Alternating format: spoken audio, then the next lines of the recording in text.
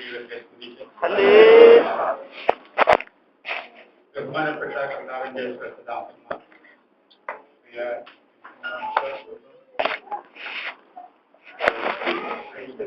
ദേവദാസന്മാരും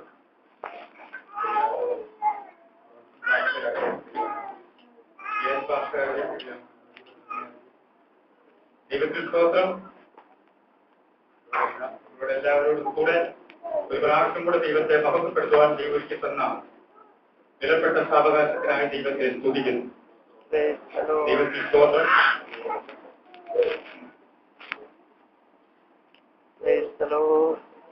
ദാസനെ പരിചയപ്പെടുത്തുവാൻ ഒരു സമയം കേട്ടിരിക്കുന്നില്ല. നമുക്ക് വചനത്തിലേക്ക് കടക്കാം. ദൈവത്തിൽ സ്തോത്രം. യിരെമ്യാ പ്രവചനം 23-ാം അധ്യായം 23-24 വാക്യങ്ങൾ. ഞാൻ സമീപസ്ഥനായ ദൈവം മാത്രമാകുന്നുവോ? ദൂരസ്ഥനായ ദൈവമല്ലയോ യഹോവയുടെ അരുളപ്പാട്? ഞാൻ കാണാതുള്ള ആർക്കെങ്കിലും മറയെ പൊളിപ്പാൻ കഴിയുമോ എന്ന യഹോവയുടെ അരുളപ്പാട്? ഞാൻ ആകാശവും ഭൂമിയും നിർമ്മിക്കുന്നതല്ലയോ എന്ന യഹോവയുടെ അരുളപ്പാട്. പരിശുദ്ധനായ ദൈവമേ, സ്വർഗീയ നല്ല പിതാവേ, മനോഹരമായ സമയത്തിനായി സ്തോത്രം ചെയ്യുന്നു. വീണ്ടും അങ്ങയുടെ വചനം വായിപ്പാൻ ദൈവമായ കർത്താവ് സഹായിച്ചില്ല. വചനത്തിന്റെ ആഴങ്ങളെ കേൾപ്പില്ല. പുരുഷാരത്തെ കണ്ട് മനസ്സരിഞ്ഞ കർത്താവ് എന്റെ ജനത്തോട് മനസ്സരിയണം. മോശയുടെ നാവോടുകൂടി ഇരുന്നത് പോലെ ഇവയുടെ നാവോടുകൂടി ഇരിക്കണം. എന്ന പകൽക്കാലം ഞങ്ങളെ ഒരുപോലെ അനുഗ്രഹിക്കണം. ഞങ്ങളുടെ ജീവിതത്തിലെ അറിഞ്ഞും അറിയാതെയും വന്ന എല്ലാ ബലഹീനതകളെയും കർത്താവ് ക്ഷമിക്കണം. പ്രാർത്ഥന കേട്ടതുകൊണ്ട് സ്തോത്രം. യേശുവിന്റെ നാമത്തിൽ തന്നെ. അർഹിക്കാത്ത നന്മകളും എനിക്കേകിലും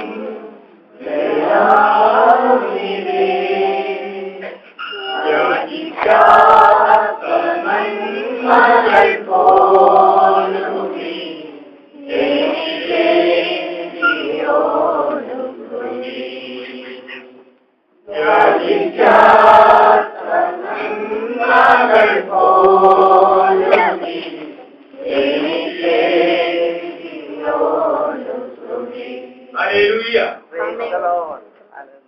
ദൈവത്തിൽ സ്തോത്രം ചെയ്യുന്നു. ഞാൻ ആകാശവും ഭൂമിയും നിറഞ്ഞിരിക്കുന്നവനല്ലയോ എന്റെ യഹോവയുടെ അരുളപ്പാട്. ഹല്ലേലൂയ. ചില പ്രവചനത്തിൽ ഒരു വാക്യമുണ്ട്, അന്ധകാര ശക്തി ഭൂമിയെ നിറഞ്ഞിരിക്കുന്നു. എന്നാൽ വെളിച്ചം വരുമ്പോൾ ഇരുട്ട് മാറിപ്പോകും. ദൈവത്തിൽ നിന്നും ആ വെളിച്ചം പകരുമ്പോൾ ഏത് അന്ധകാര ശക്തിയായിരുന്നാലും ഓടി മറയും. ദൈവം ആഗ്രഹിക്കുന്നത് ദൈവത്തിൽ നിന്നുള്ള നിറവ് നാം പ്രാപിക്കണം. അപ്പോസ്തലപ്രവൃത്തി 2-ാം അധ്യായത്തിൽ അപ്പോസ്തലന്മാര് ഉൾപ്പെടെ 120 പേരടങ്ങുന്ന ഒരു സംഘം മർക്കോസിന്റെ മാളിക മുറിയിൽ പരിശുദ്ധാത്മാവിന് വേണ്ടി കാത്തിരുന്നപ്പോൾ ആ വീടും അവരിരുന്ന ആ വീട് മുഴുവനും നിറച്ചു. ഹല്ലേലൂയ. അങ്ങനെയെങ്കിൽ ഇത് പകൽക്കാലം ഈ ആലയം നിറയണം. സലോമോൻ പ്രാർത്ഥിച്ചപ്പോൾ ദേവാലയം പുക കൊണ്ട് നിറഞ്ഞെന്ന സ്തോത്രം. ഹല്ലേലൂയ. പിതാക്കന്മാരൊക്കെ പ്രാർത്ഥിക്കുമ്പോൾ തീ ഇറങ്ങിയെന്ന, ഏലിയാവ് പ്രാർത്ഥിച്ചപ്പോൾ തീ ഇറങ്ങി എന്ന് വചനത്തിൽ വായിക്കുന്നു. അങ്ങനെയെങ്കിൽ ദൈവം ആഗ്രഹിക്കുന്നത് തീ കൊണ്ട് ഉത്തരമാകുന്ന ദൈവമാണ് നമ്മുടെ ദൈവം. ഹല്ലേലൂയ.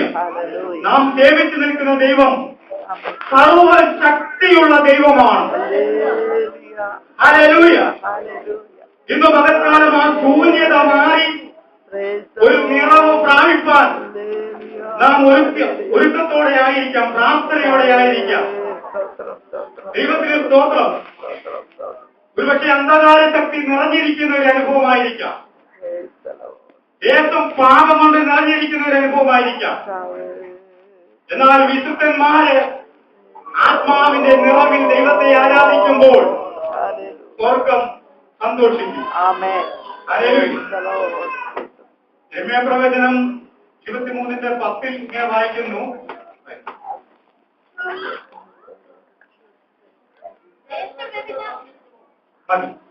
സ്തോത്രം. എന്നാൽ ലോകത്തിൽ പാപം നിറഞ്ഞ് നിൽക്കുമ്പോൾ ആ പാപത്തിൽ നിന്നും നിങ്ങളോ അന്ധകാരത്തിൽ നിന്ന് വിളിച്ചവന്റെ സൽഗുണങ്ങളെ ഘോഷിപ്പാൻ തക്കവണ്ണം തിരഞ്ഞെടുത്ത ജാതിയും രാജകീയ പുരോഹിത വർഗവും വിശുദ്ധ വംശവും സ്വന്തം ജനവുമാക്കി നമ്മെ തീർത്തിരിക്കുകയാണ്. സ്തോത്രം. ഹല്ലേലൂയ.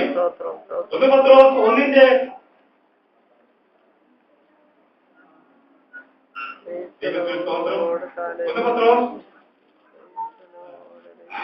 1:1 ഇങ്ങനെ വായിക്കുന്നു. 1:14-16 അല്ല,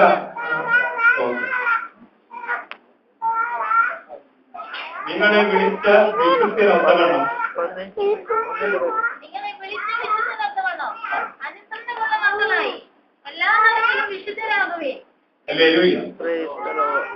നിങ്ങളെ വിളിച്ച വിശുദ്ധനൊത്തവണ്ണം. ആരാണ് നമ്മെ വിളിച്ചത്? വിശുദ്ധന. അപ്പോ എല്ലാ നടപ്പിലും അനുസരണമുള്ളവരായി ദൈവത്തിന് സ്തോത്രം.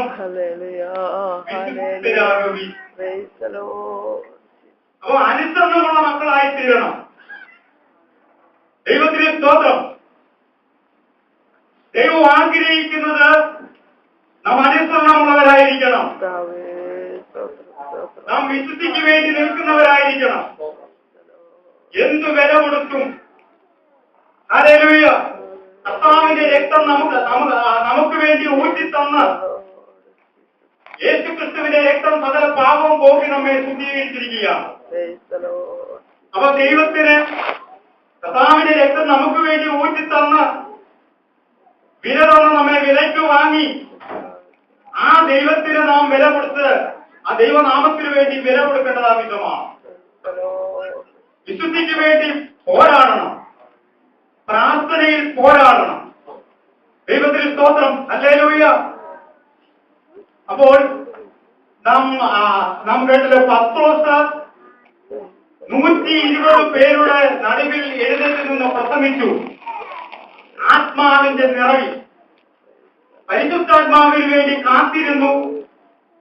ആത്മാവ് പ്രാപിച്ചു. ആത്മാവിൽ നിറഞ്ഞു. അവരുടെ നടുവിൽ നിന്ന് ആത്മാവിന്റെ നിറവിൽ പ്രസംഗിച്ചപ്പോൾ 3000 പേര് സ്നാനമേറ്റ് സഭയോട് ചേർന്നു. ഹല്ലേലൂയ. ആദ്യം പ്രസംഗിക്കാൻ ഇറങ്ങിയില്ല. ആദ്യം പരിശുദ്ധാത്മാവിന് വേണ്ടി കാത്തിരുന്നു. കാത്തിരുന്നുള്ള നടുവിൽ പരിശുദ്ധാത്മാവ് അഗ്നിജ്വാല പോലെ വിളർന്നിരിക്കുന്ന നാവുകൾ അവർക്ക് പ്രത്യക്ഷമായി. അവരിരുന്നിരുന്ന വീട് മുഴുവനും നിറഞ്ഞു. അവരുടെ മേൽ അതേ ആത്മാവ് പകർന്നു. അവരന്യ ഭാഷകളിൽ സംസാരിച്ചു തുടങ്ങി. ഹല്ലേലൂയ. ദൈവത്തെ ആത്മാവിലും സത്യത്തിലും ആരാധിച്ച് അന്യ ഭാഷയിൽ സംസാരിച്ച് തുടങ്ങുമ്പോൾ ഹല്ലേലൂയ, പത്രോസ് ആ ഒറ്റ പ്രസംഗത്തിൽ 3000 പേര് സ്നാനപ്പെട്ട് സഭയോട് ചേർന്നുവെങ്കിൽ അടുത്ത നിമിഷം പത്രോസ് പുറത്തേക്ക് ഇറങ്ങുകയാണ്. ഹല്ലേലൂയ. കാത്തിരുന്ന് നിറവ് പ്രാപിച്ചിട്ട് പുറത്തോട്ട് ഇറങ്ങി സുന്ദരമെന്ന ഗോപുരത്തിന്റെ മുൻപിൽ ചെന്നപ്പോൾ അമ്മയുടെ ഗർഭം മുതൽ മുടന്തനായ വ്യക്തി അവരുടെ മുൻപിൽ ഭിക്ഷയാചിക്കുമ്പോൾ പത്രോസ് ഇങ്ങനെ പറഞ്ഞു, ഞങ്ങളെ സൂക്ഷിച്ചു നോക്ക്. നീ ആഗ്രഹിക്കുന്ന തലത്തിൽ വെള്ളിയും പൊന്നുമൊന്നും ഞങ്ങളുടെ പക്കലില്ല. എന്നാൽ ഒന്നുണ്ട്, യേശുവിന്റെ നാമം. ഹല്ലേലൂയ. ആ യേശുവിന്റെ നാമം നിനക്ക് തരികയാണ്. നീ യേശുവിന്റെ നാമത്തിൽ എഴുന്നേൽക്ക എന്ന് പറഞ്ഞപ്പോൾ ആ മുടന്തനായ വ്യക്തി അവന്റെ നരിയാണി ഉറച്ച് അവൻ എഴുന്നേറ്റ് തുള്ളിയും താടിയും ദൈവത്തെ മഹത്വപ്പെടുത്തി. ഹല്ലേലൂയ. ആത്മാവിന്റെ നിറവ് പ്രാപിച്ചിട്ട് പുറത്തേക്ക് ഇറങ്ങി. ഹല്ലേലൂയ. അതേ ദൈവം തന്നിട്ടുള്ള ഹല്ലേലൂയ ആ ശക്തി, ആ ദൈവനാമത്തിൽ നിന്നുകൊണ്ട് ചില വീര്യപ്രവർത്തികൾ ചെയ്യുവാനിടയായിത്തീരും. ഹല്ലേലൂയ. ദൈവം ആഗ്രഹിക്കുന്നത് ദൈവത്തിൽ നിന്ന് പ്രാപിച്ച് പകർന്നു കൊടുക്കണം. അതുകൊണ്ട് പൗലോസ് പറഞ്ഞു, ഞാൻ കർത്താവിൽ നിന്ന് പ്രാപിക്കുകയും നിങ്ങൾക്ക് ഏൽപ്പിച്ചു തരികയും ചെയ്യണം. സ്തോത്രം. ഹല്ലേലൂയ. ഇന്ന് പകൽക്കാലം ദൈവത്തിന് സ്തോത്രം, ദൈവത്തിൽ നിന്ന് പ്രാപിച്ച് പകർന്നു കൊടുക്കുന്ന ഒരു അനുഭവത്തിലേക്ക്, നിറഞ്ഞ് കവിയുന്ന ഒരു അനുഭവത്തിലേക്ക് നാം മടങ്ങി വരണം. ദൈവം ആഗ്രഹിക്കുന്ന ഒരു നിറമാണ്. ഹല്ലേലൂയ. യോഹന്നാന്റെ സുവിശേഷം 1:14 ഇങ്ങനെ വായിക്കുന്നു. സ്തോത്രം.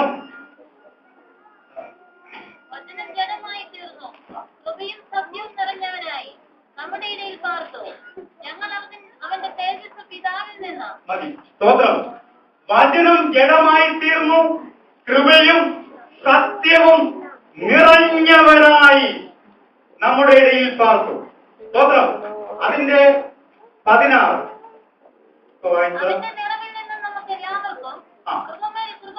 അവന്റെ നിറവിൽ നിന്നും, കർത്താവായ യേശുക്രിസ്തുവിന്റെ നിറവിൽ നിന്നും നമുക്ക് എല്ലാവർക്കും കൃപമേൽ കൃപ ലഭിച്ചിരിക്കുകയാണ്. ഹല്ലേലൂയ.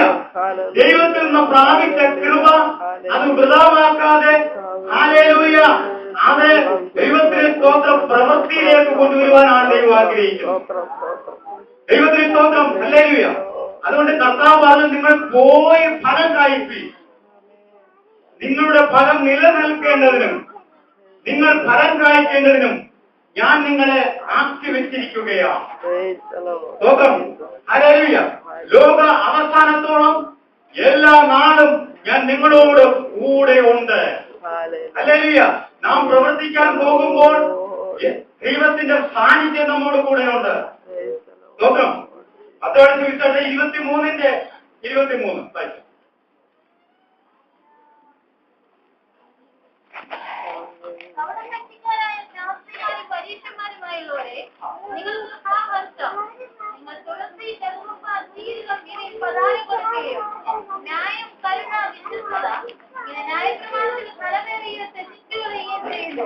ന്യായം, കരുണ, വിശ്വസ്തത, ഇങ്ങനെ ന്യായപ്രമാണത്തിലെ ധനമേറിയത് നിങ്ങൾ ത്യജിച്ചു കളയുകയാണ്.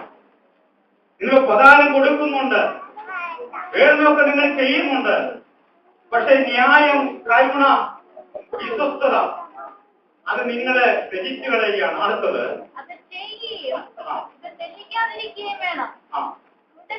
വഴികാട്ടികളെ നിങ്ങൾ കൊതുകിനെ അരിച്ചെടുക്കുകയും ഒട്ടകത്തെ വിഴുങ്ങിക്കളയുകയും ചെയ്യുന്നു. അവിടെ പെട്ടിക്കാരായ ശാസ്ത്രിമാരും പരീക്ഷന്മാരുമായുള്ളവരെ നിങ്ങൾക്ക് സാഹസം. നിങ്ങൾ ചിന്തിക്കുന്നവരുടെ പുറം വെടിപ്പാക്കുന്നു, അകത്തും കവർച്ചയും അതിക്രമവും നിറഞ്ഞിരിക്കുന്നു. അവിടെ ഭക്തിക്കാരായ ശാസ്ത്രിമാരെ, പരീക്ഷന്മാരെ പുറമേ നോക്കുമ്പോൾ നല്ല ശോഭയാണ്, നല്ല ഭംഗിയുണ്ട്, വിളക്കുമുണ്ട്.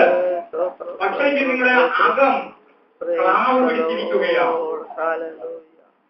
കിണ്ണങ്ങളുടെ അകം വെടുപ്പാക്കണം, ആ ക്ലാവിനെ നീക്കണമെന്ന് ഹല്ലേലൂയ കർത്താവായ യേശുക്രിസ്തു അവരെ നോക്കി വിളിച്ചു പറഞ്ഞു. അങ്ങനെയെങ്കിൽ ഇന്ന് പകൽക്കാലം ഈ ദൂതിന്റെ മുൻപിൽ, ഈ വചനത്തിന്റെ മുൻപിൽ ഒരു മടങ്ങി, ഒരു ശുദ്ധീകരണം നമുക്ക് ദൈവത്തിന് സ്തോത്രം ചെയ്യുന്നു. ശുദ്ധീകരണം കൂടാതെ ആർക്കും കർത്താവിനെ കാണുവാൻ കഴിയുന്നതല്ല. ഞാൻ വിശുദ്ധരാകയാൽ നിങ്ങളും വിശുദ്ധരായിരിക്കും. ദൈവത്തിന് സ്തോത്രം ചെയ്യുന്നു. ഹല്ലേലൂയ. റോമാലേഖനം 1:15.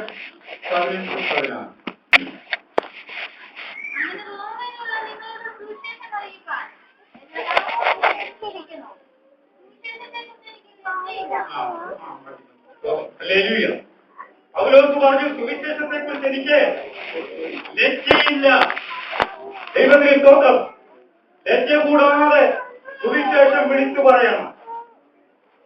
ദൈവത്തിന് സ്തോത്രം. ഒരിക്കൽ മാവേലിക്കരയ്ക്കടുത്ത ഉളുന്തി എന്ന് പറയുന്ന സ്ഥലത്ത് ഒരു കത്തോലിക്ക പള്ളിയുണ്ട്.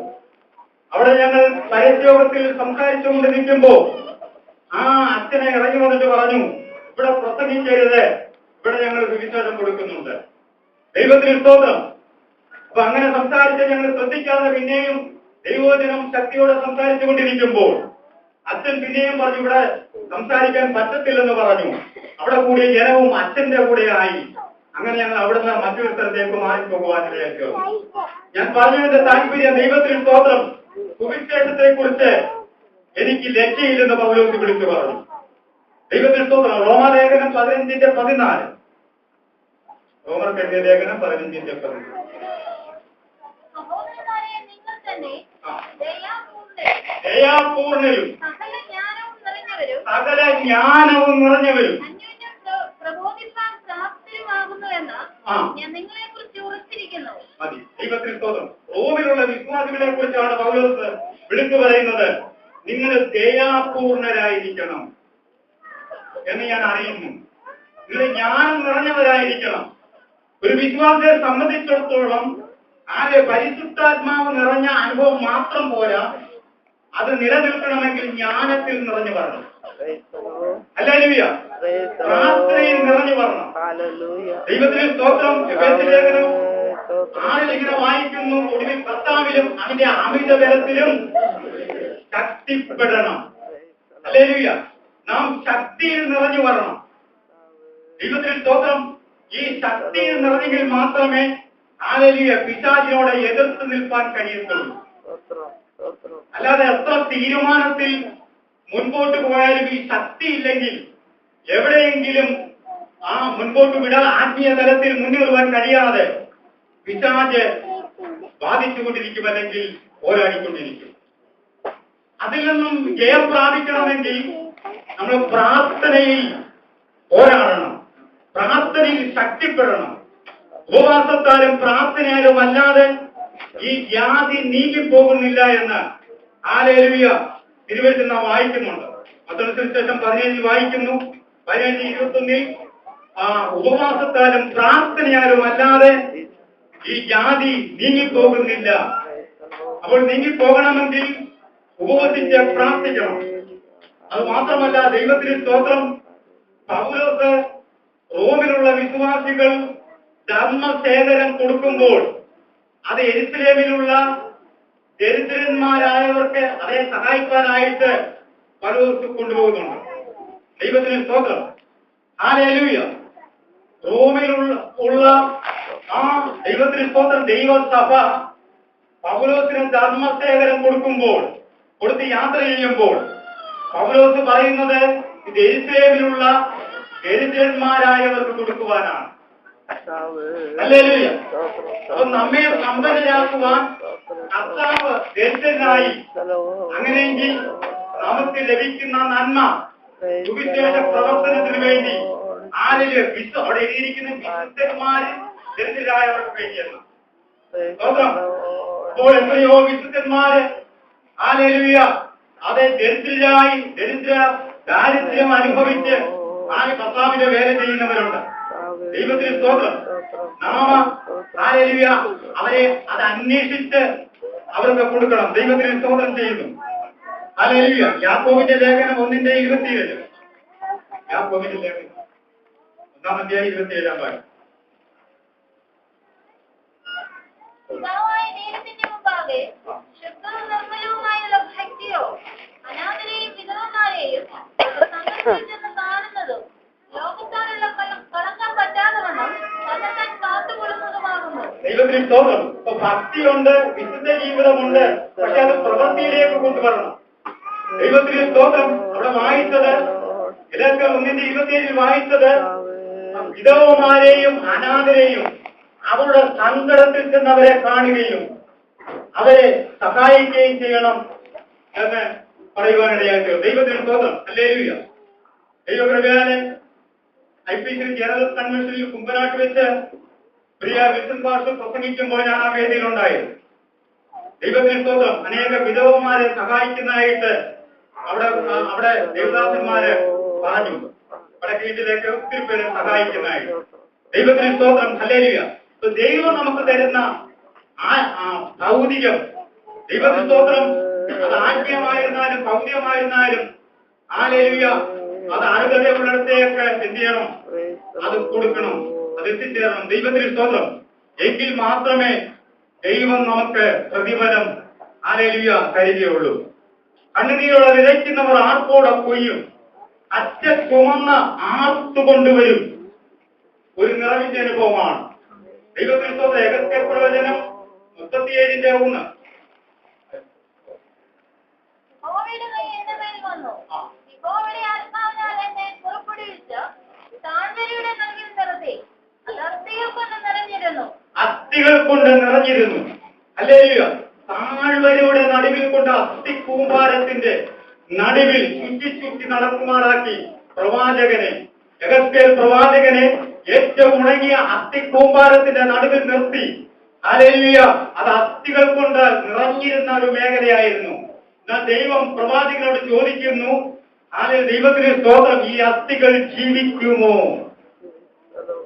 ഏറ്റവും ഉണങ്ങിയ അസ്ഥി കൂമ്പാരത്തിന്റെ നടുവിൽ ചുറ്റി നടത്തിയിട്ട് പ്രവാചകനോട് ദൈവം ചോദിക്കുന്നു, ഈ അസ്ഥികൾ ജീവിക്കുമോ? സ്തോത്രം.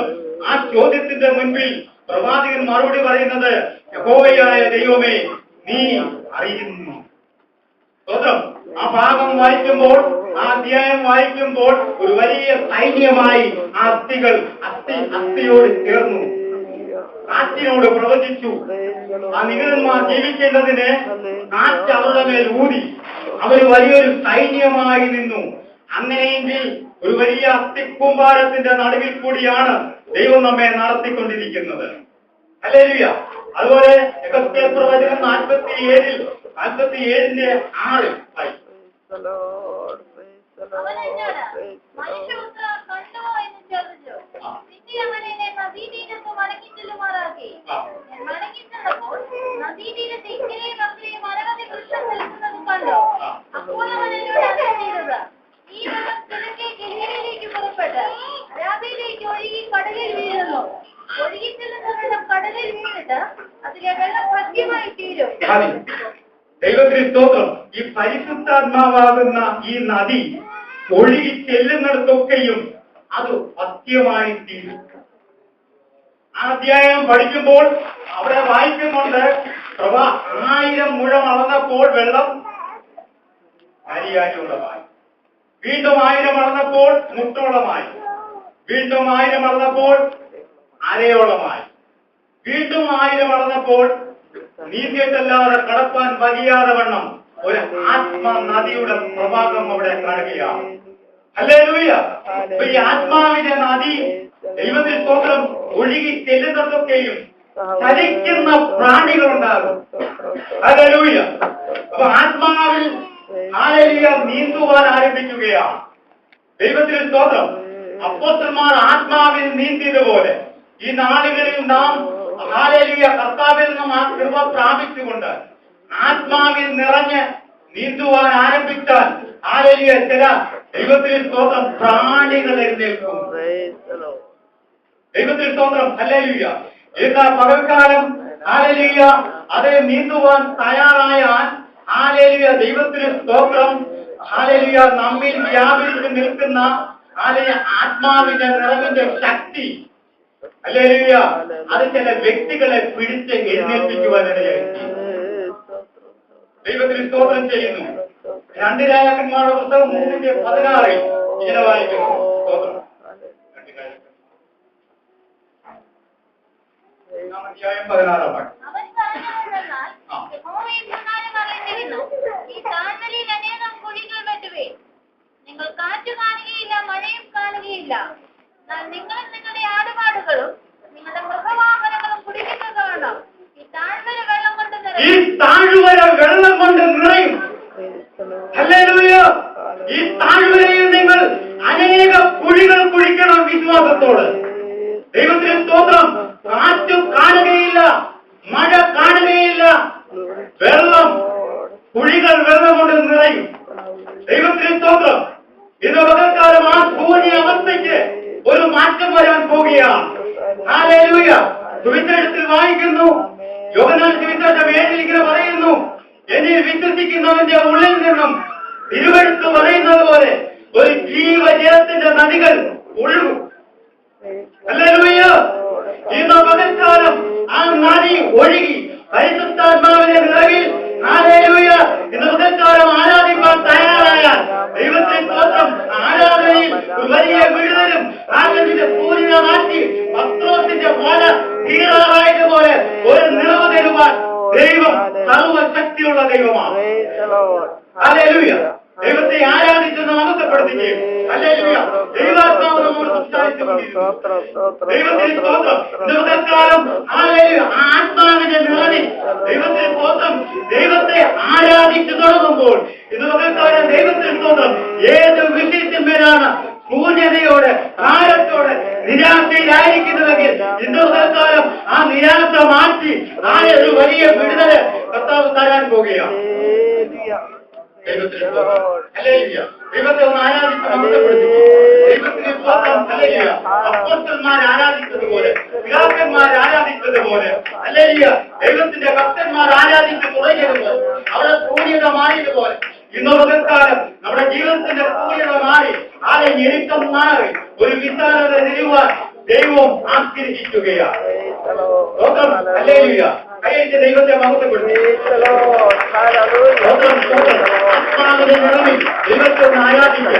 ഹല്ലേലൂയ. ദൈവം അതാണ് ആഗ്രഹിക്കുന്നത്. ആ കൂടി വന്നിരിക്കുന്നത് അത് ദൈവത്തിന് സ്തോത്രം. ആത്മാവിന്റെ നിറവിൽ ദൈവത്തെ ആരാധിച്ച് ദൈവത്തെ മഹത്വപ്പെടുത്തണം. ദൈവത്തിന് സ്തോത്രം. ഹല്ലേലൂയ. എന്റെ വാക്കിൽ സംഗ്രഹിക്കുന്നു. ദൈവത്തിന് സ്തോത്രം. ഹല്ലേലൂയ. മാസമാകാൻ പോകുന്നു. ഈ വരുന്ന 14-ാം തീയതി ഞാൻ മടങ്ങി പോകുന്നു. ദൈവം കൊണ്ടുവരുന്നതോടെ ഓർത്ത് ദൈവത്തെ സ്തുതിക്കുന്നു. നിങ്ങൾ ഓർക്കുമ്പോഴൊക്കെ ദൈവത്തെ പ്രാർത്ഥിക്കണം. ഞാൻ അവരോട് പ്രാർത്ഥിക്കണം എന്ന് പറഞ്ഞുകൊണ്ട് അവനനുസരിച്ച് പറിക്കും നന്ദി പറഞ്ഞുകൊണ്ട് കാണിരിക്കുന്നു. ദൈവം നമ്മെ സഹായിക്കും.